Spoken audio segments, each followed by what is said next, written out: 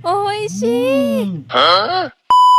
For today's video mga idol, magluluto tayo ng dinuguan. Syempre, di makukumpleto yan kung walang mga laman loob ng baboy mga idol. Nabili ko lang to ng 200 pesos mga idol sa Tambungon Market, San Remio, Province of Cebu. At syempre mga idol, pre lang ang dugo nito.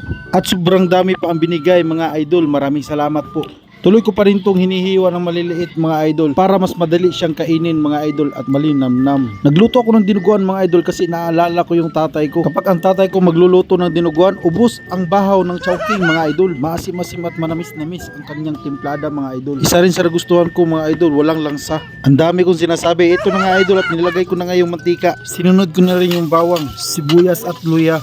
Pagkatapos ay minikos-mikos ko na nga ito mga idol. Dito ay nilagay ko na ang mga laman loob. Pagkatapos ay minikos-mikos ko ulit. Nilagay ko na rin yung tanglad, asin, magic sarap at bitsin. At syempre wag nating kalimutan yung suka kasi para mawala talaga yung langsa. Sinamak din yung ginamit ko dito mga idol kasi walang ibang suka. At masarap din ito gamitin mga idol. Nilagyan ko na rin dito ng paminta powder. Toyo Silver Swan, baka naman. Papakuloan lang natin to ng 20 minutes mga idol. At habang nagpapakulo tayo, gusto ko lang sabihin sa inyo na kung nagustuhan mo ang video na ito, paki-share ang video na ito at mag-iwan ng comment. Dahil po dyan nakakatulong kayo sa akin sa paggawa ng mga video. Maraming salamat po mga idol. Dito nga ay naghanda ako ng panggatong. Pagkatapos ng 20 minutes, balikan na natin. At minikos-mikos ko na nga ito ulit mga idol. Pagkawit talaga ang ginamit mo mga idol, ganito talaga magiging hitsura mo. Huwag kayo iiyak. Di talaga maiiwasan na tumulo talaga yung luha. Lalo na't hindi mo alam ang dahilan ba't ka iniwan. Huwag kayo iiyak.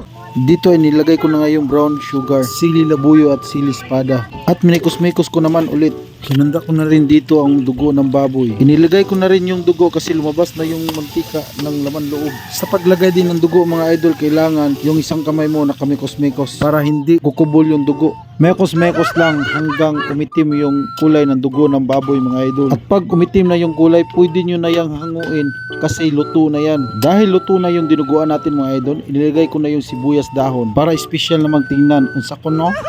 Ang lasa nito mga idol ay maasim at manamis-namis. Excited akong tikman yung luto nating dinuguan. Tara, tikman na natin.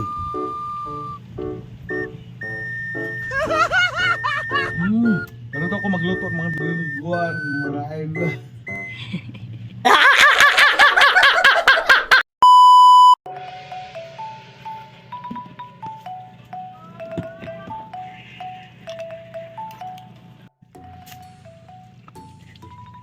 Ito na, nispadak.